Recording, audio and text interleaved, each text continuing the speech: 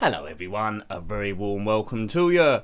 The show seems to have loaded up without a tape loading error. My name is Nick and it's episode 5 of Spectrum Talk. A show where we look at everything Spectrum in some sort of crazy random order. So we might be talking about some software house, we might be talking about collection of games, or we might be talking about memories or our own thoughts and histories about the ZX Spectrum. My oldest memory of the ZX Spectrum was probably back in junior school, as a lot of people around my age was, where we didn't know anything about computers outside calculators, the few kids that did have them. Yes, that was back in the day where you had to add stuff up in your own head. Now, you probably fell down any one of two sides really. A lot of kids, one day, their parents have brought home a computer and they either brought home a ZX Spectrum 48K or a Commodore 64. And that was the spark of some great rivalries in the school playground where kids would almost fight to the death about which one is the best. There was the Amstrad CPC around about at that time, but that was a lot off my radar, so I think the people around about me didn't even have that one. It was exciting times in terms of computer history, because it was the start, what was generally building, of a home computing revolution, and what was to happen in the next 30-40 years was absolutely astounding in terms of development. There was always going to be rivalry against the computers competing round about that time, and the ZX Spectrum 48K versus the Commodore 64 is my earliest imaginings of it. But there's lots of parallels. The Amiga versus the Atari ST, going up to modern day we got the PlayStation against the Xbox, which is the best. And really, when you look at all of them with a historic eye or a retro eye, there's things to be liked in all of these systems. But as I say, if you could only afford one, which many of us could back at that point, then you'd fight your individual system to the death, and that's how it should be. The ZX Spectrum, the one that I had, the 48K version, had the rubber keys. I never owned any other Spectrum apart from that one, believe it or not. That came out in 1982, and it's probably either that year or the year afterwards that my parents actually brought one home, and I remember with glee going through the Horizons tape which come with it, playing games like Through the Wall and other typing games like Coin Toss and Pangolins and Hangman, and it was like living in the future. But unbeknownst to me, back in the day, because I only knew 48K and going forward, because as a kid you wanted the best stuff all the time, the story didn't start there. No, it started in 1977, so about 5 years before. Now, Sinclair Research wasn't called Sinclair Research back then. They were a small outfit called the Science of Cambridge Limited, and in 1977 they made a computer, well a microcomputer really, called the MK14. Didn't have any casing or anything like that. Essentially it was a motherboard, I think maybe aimed at enthusiasts or students who are getting into electronics. Had about 256 bytes, so not even a K. I'm not quite sure what you could do with it, but you could tinker around with it, and you know, it's like you're working on the $64 million man back then. So these early days, although they shifted about 15,000 kits, which is huge, but these early days could pretty much be said to be the primordial soup of what the Spectrum was to become. When people are asked to say an early computer, because it was a butt of a lot of jokes, they say ZX81, but even before then, so between that and the MK14, was the ZX80. Yes, it didn't look like a Spectrum that you come to like. It wasn't in a black case, it was in a white case with an odd sort of keyboard. It had just 1K and was designed around a Z80 central processing unit, with a staggering clock speed for the time of 3.25 MHz.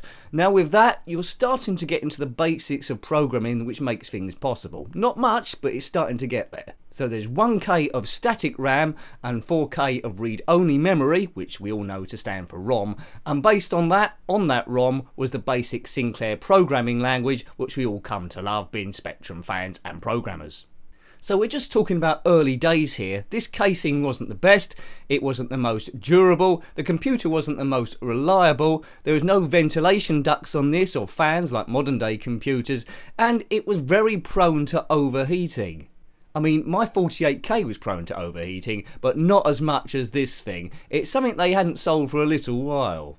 Those keen to get on the home computer ladder early on could buy the ZX80 in two forms. One was kit form for around about £80, which was quite a lot of money back then, and the other one was £100 for it fully assembled. Now, I don't know about you, paying £80 back in 1980, I would be a bit worried with a soldering iron going around different components and stuff, but as I say, the enthusiasts that brought up on the MK14 muddled with that, they might fancy a kit, they might have done their own upgrade and stuff. So that's how the computer industry goes, and it's around about this time in the next few years afterwards this put the firm foundation where the UK, seems a bit odd now, was like the home or the cutting edge of home computers throughout the 80s really.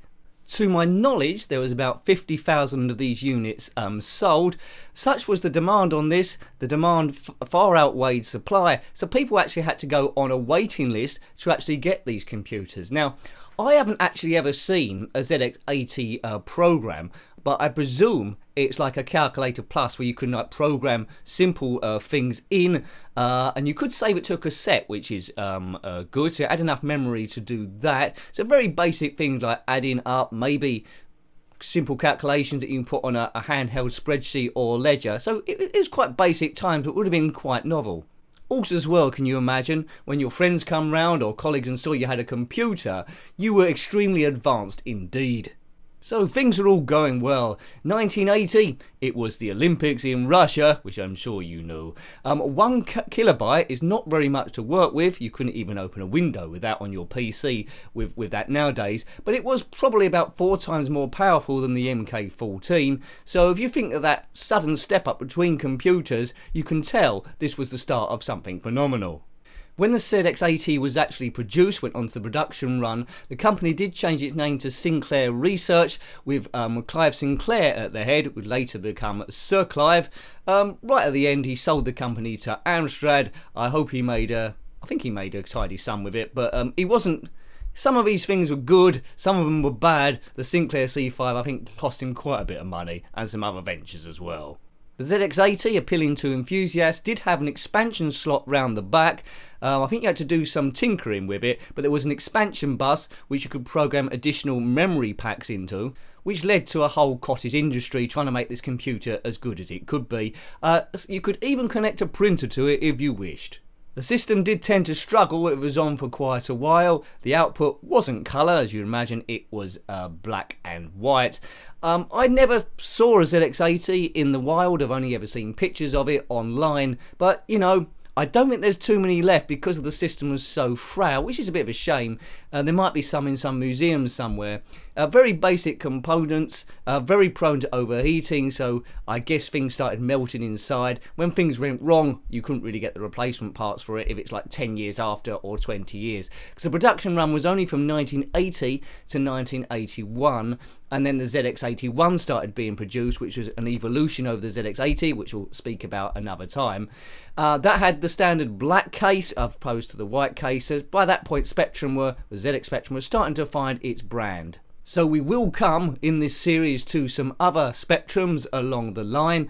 We'll probably have a look at the ZX81 next.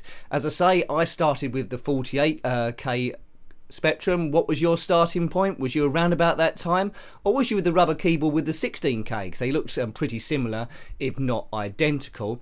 There was a 48K Plus as well, which had a I think an over-engineered keyboard. One of my friends had those, but I still preferred the rubber keyboard. I mean, what was the big incentive with the Spectrum really, going back to that Commodore 64 rivalry, is the ease of the way you was able to program stuff in the Sinclair Basic. Because I think with the Commodore 64 and other computers, you had to actually type in the commands, like print, you actually spell the word print and at, where all the commands for the Spectrum were actually printed on the keyboard by the time it comes to the 48K.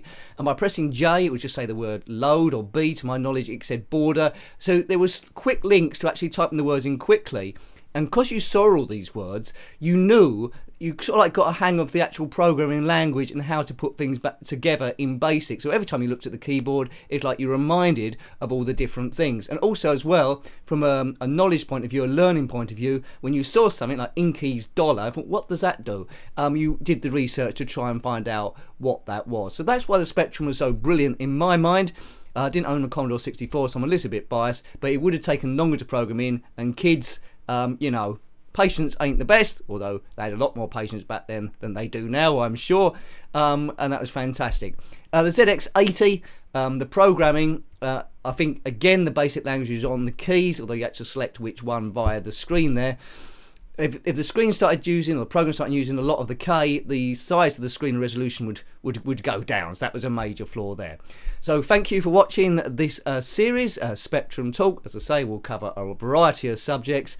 Probably look at more memories again, or maybe the ZX81 next time. I'll keep you guessing. Until next time, take great care of yourself, and a very fond goodbye. Goodbye.